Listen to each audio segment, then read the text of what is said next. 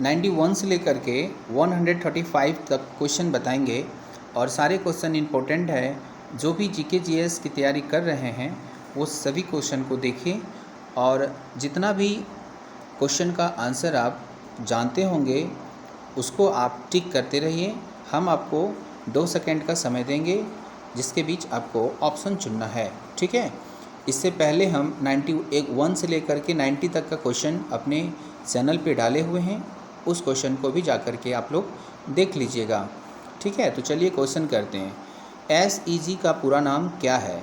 Special economical zone या फिर small economical zone या फिर सर्विस इकोनॉमिकल जोन या इनमें से कोई नहीं। तो इसका सही आंसर क्या हो जाएगा? इसका सही आंसर 1 नंबर का हो जाएगा, ठीक है। चलिए आगे बढ़ते हैं 92 की ओर। WLL का अर्थ क्या है? विदाउट लीवर लाइन या फिर वायरलेस इन लोकल लूप या फिर वायरलेस इन लूप लाइन या फिर विद इन लोकल लाइन। आप इसके बारे में 2 सेकेंड टाइम लेकर के आंसर कमेंट में बता सकते हैं। इसका सही आंसर होगा वायरलेस इन लोकल लूप, ठीक है। ये काफ़ी इंपॉर्टेंट क्वेश्चन था। चलिए अगले सवाल की ओर चलते हैं। जय हिंद का नारा किसने दिया? ये काफ़ी फेमस नारा है जय हिंद का, आप सभी जानते होंगे। तो जय हिंद का नारा किसने दिया? सुभाष चंद्र बोस ने, ठीक है। चलिए आगे की ओर सवाल करते हैं। किसने कहा था तू मुझे खून दो मैं तुम्हें आज़ादी दूंगा? किसने कहा था तू मुझे खून दो मैं तुम्हें आज़ादी दूंगा? तो ये भी काफ़ी इम्पोर्टेंट है एग्ज़ाम की दृष्टि से। तो ये सुभाष चंद्र बोस, आंसर डी, ठीक है। अब देखिए क्वेश्चन नंबर 95 क्या कहता है? देश बंधु की उपाधि किससे संबंधित है? देश बंधु की उपाधि किससे संबंधित है? BR अम्बेडकर से, बिपिन चंद्र पाल से, रविंद्रनाथ टैगोर से या फिर चित्तरंजन दास से? तो इसका सही आंसर हो जाएगा चित्तरंजन दास से, ठीक है। इसका सही आंसर हो जाएगा चित्तरंजन दास। चलिए अगला सवाल करते हैं। 96 का सवाल देखिए क्या है। कहता है सुभाष चंद्र बोस ने सिंगापुर में दिल्ली चलो का नारा कब दिया था? मतलब आपको डेट बताना है, यो ईस्वी बताना है कि किस ईस्वी में उन्होंने दिया था। तो 1943 में दिया था, ठीक है। आगे बढ़ते हैं। 97 का सवाल देखिए क्या है। गांधी इरविन समझौता किससे संबंधित है? सविनय अवज्ञा आंदोलन से, असहयोग खिलाफत आंदोलन से, रोलेक्ट आंदोलन से या फिर भारत छोड़ो आंदोलन से? तो ये काफ़ी बार एग्जाम में पूछा गया है, इसलिए इस क्वेश्चन को आप लोग ध्यान में रखिएगा, ठीक है। तो इसका सही आंसर क्या हो जाएगा? सविनय अवज्ञा आंदोलन से, ठीक है। आगे बढ़ते हैं। अगला सवाल है महात्मा गांधी को सबसे पहले यानी सर्वप्रथम राष्ट्रपिता किसने कहा था? ठीक है, वल्लभ भाई पटेल ने, JL नेहरू ने, सुभाष चंद्र बोस ने, चंद्रशेखर आज़ाद ने? तो इसका सही आंसर हो जाएगा सुभाष चंद्र बोस ने, ठीक है। इसका सही आंसर हो जाएगा सुभाष चंद्र बोस ने कहा था, ठीक है। चलिए आगे बढ़ते हैं।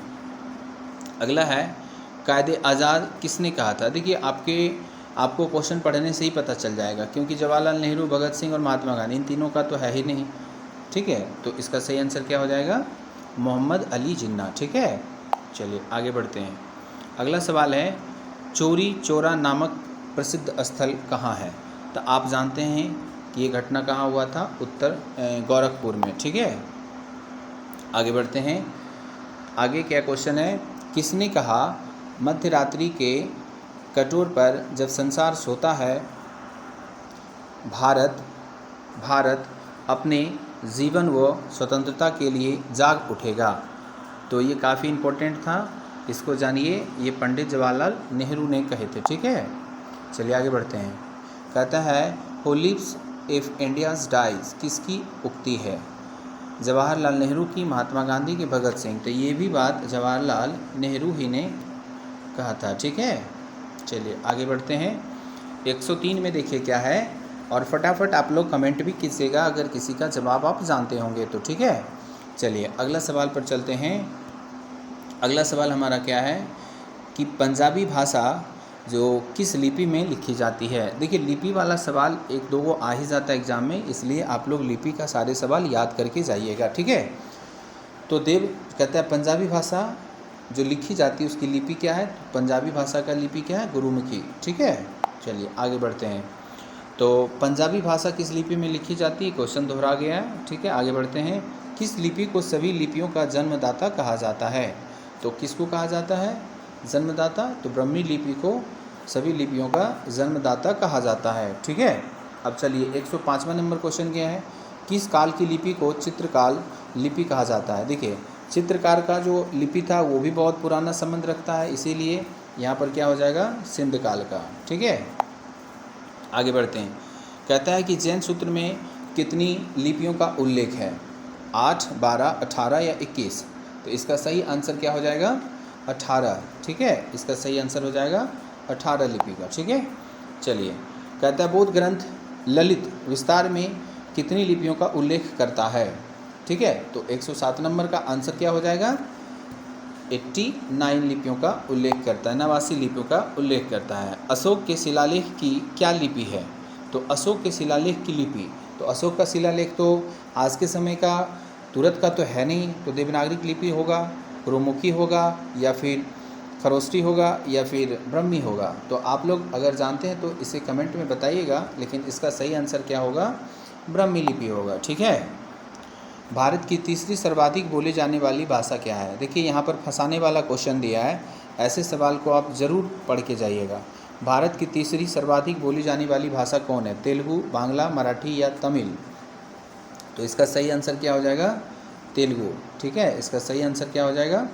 तेलुगु। आगे बढ़ते हैं। देखिए, अगला सवाल क्या है हमारा? चोल शासकों की भाषा क्या थी? चोल भाषकों की चोल जो था उसकी शासक जो थे उनकी भाषा क्या थी?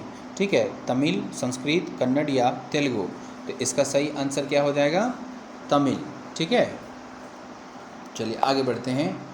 111 नंबर का क्वेश्चन कर लेते हैं। हिंदी, कहता है हिंदी भाषा भारतीयों का प्रतिशत लगभग कितना है? ठीक है, तो ये हमारा कितना हो जाएगा? आंसर 40%। ठीक है, आगे बढ़ते हैं। कहता है भारतीय भाषाओं में हिंदी के बाद विश्व का कौन सी भाषा अधिक बोली जाती है? ठीक है, मलयालम, तमिल, तेलुगु या बांग्ला? ठीक है, तो क्वेश्चन नंबर 112 का आंसर क्या हो जाएगा?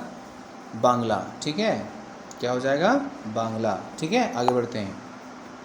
अगला सवाल देखिए क्या है कि गोवा की स्वीकृत राजभाषा क्या है? तो ये अगले बार भी क्वेश्चन में पूछा था। इस क्वेश्चन का आंसर क्या होगा? कोंकणी भाषा। ठीक है, आगे बढ़ते हैं। कौन सी भाषा देव भाषा है? तो कौन सी भाषा देव भाषा है? आप सब जानते हैं, बताइए कौन सी भाषा देव भाषा है? तो इसका सही आंसर हो जाएगा संस्कृत हमारी देव भाषा है। ठीक है, चलिए आगे बढ़ते हैं। भारत का प्राचीन भाषा क्या है? तो भारत का प्राचीन भाषा भी संस्कृत ही होगा। ठीक है, चलिए आगे बढ़ते हैं। निम्नलिखित, कहता है निम्नलिखित में से किस देश में सर्वाधिक संख्या में भाषा बोली जाती है? तो अभी आपको पता है कि भारत से पहले सबसे अधिक जनसंख्या था चीन का, लेकिन अब किसका हो गया? भारत का। इसलिए भारत में सबसे अधिक भाषाएं। ठीक है, इसका सही आंसर भारत हो जाएगा। ठीक है, आगे चलते हैं। केंद्रीय भारतीय भाषा संस्था कहाँ स्थित है? मैसूर, हैदराबाद, वाराणसी या उज्जैन? तो इसका सही आंसर क्या हो जाएगा? मैसूर में। ठीक है, चलिए आगे बढ़ते हैं। अगला सवाल देखिए क्या है। कहता है हमारा अगला सवाल कि राष्ट्रीय साक्षरता मिशन की शुरुआत कब हुई थी? 1900 में, 1988 में, 1999 में या इनमें से कोई नहीं? तो इसका सही आंसर हो जाएगा 1988। ठीक है, चलिए आगे बढ़ते हैं। राष्ट्रीय साक्षरता मिशन की शुरुआत, सेम क्वेश्चन है, नवोदय विद्यालय में दाखिला किस कक्षा से होती है? देखिए कितना कन्फ्यूजन क्वेश्चन दिया है ये। नवोदय विद्यालय में दाखिला किस कक्षा से होती है? तो छठा से होता है। ठीक है, अब देखिए मुक्त विश्वविद्यालय की स्थापना सर्वप्रथम कहाँ हुआ था? German, Bharat, England? तो 121 नंबर का आंसर अगर आप लोग जानते हैं तो कमेंट में ज़रूर बता दीजिएगा। ठीक है, तो क्वेश्चन क्या है कि मुक्त विश्वविद्यालय की स्थापना सर्वप्रथम कहाँ हुई थी? तो इसका सही आंसर हो जाएगा इंग्लैंड में। ठीक है, चलिए आगे बढ़ते हैं। अगला सवाल देखिए क्या है। इंदिरा गांधी राष्ट्रीय मुक्त विश्वविद्यालय की स्थापना, ठीक है, कब हुई थी? तो इसका आंसर आप लोग बताइए कमेंट में।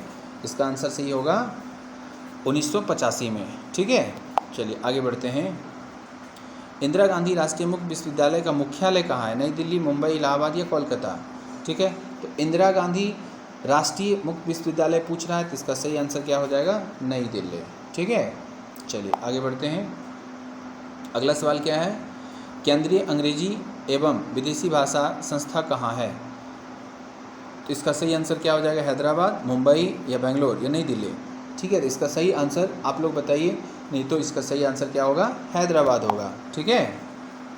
चलिए, भारतीय पशु चिकित्सा अनुसंधान संस्था, ये काफ़ी बार पूछा गया सवाल है।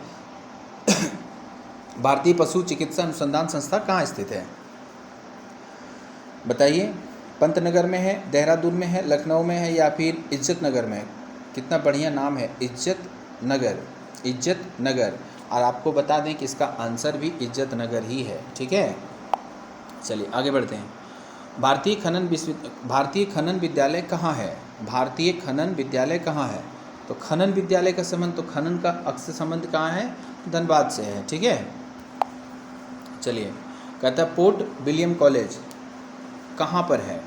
आगरा में, नई दिल्ली में, मुंबई या कोलकाता? तो इसको फटाक से मारिएगा, कलकत्ता में, ठीक है। चलिए, विश्व भारती विश्वविद्यालय की स्थापना किसने की थी? तो इसका आंसर रविन्द्रनाथ टैगोर, राजा राम मोहन राय या फिर बंकिम चंद्र चटर्जी, कौन होंगे इसका सही आंसर? तो इसका सही आंसर होगा रविन्द्रनाथ टैगोर, ठीक है। चलिए अगला सवाल पर चलते हैं। शिक्षा में सुधार हेतु ब्रिटिश सरकार ने सैंडलर आयोग कब नियुक्त किया था?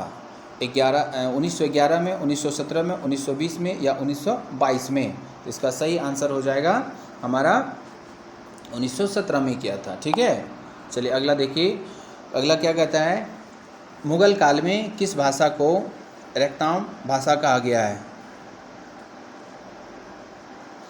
तो उर्दू, अरबी, तुर्की या फारसी? तो इसका सही आंसर हो जाएगा उर्दू, ठीक है। इसका सही आंसर हो जाएगा उर्दू। चलिए अगला सवाल देखते हैं। अगला सवाल क्या है? भारत की किस भाषा को इटालियन ऑफ द ईस्ट कहा जाता है? देखिए ये क्वेश्चन फंसाया है। इटालियन ऑफ द ईस्ट जैसे ही बोले आपको समझ जाना है किसका बात कर रहा है, ठीक है। तेलुगु का, किसका? तेलुगु का बात कर रहा है, ठीक है। चलिए आगे बढ़ते हैं। अगला क्या है कि देश के एकमात्र किस राज्य की भाषा अंग्रेजी है? देखिए कितना बड़ा और कितना इम्पोर्टेंट क्वेश्चन है। देश के यानी भारत या आप जहाँ भी समझ रहे हैं, देश के एकमात्र किस राज्य की भाषा अंग्रेजी है, ठीक है। तो आप देख रहे हैं कि सभी राज्य भारत के ही हैं, ठीक है। नागालैंड, सिक्किम, मणिपुर, मिजोरम, ठीक है। तो इसका सही आंसर क्या हो जाएगा? नागालैंड हो जाएगा, ठीक है। चलिए अगला सवाल देखते हैं। निम्नलिखित देशों में से किसमें तमिल एक प्रमुख भाषा है? तमिल एक प्रमुख भाषा है, तो 133 का आंसर क्या हो जाएगा? सिंगापुर।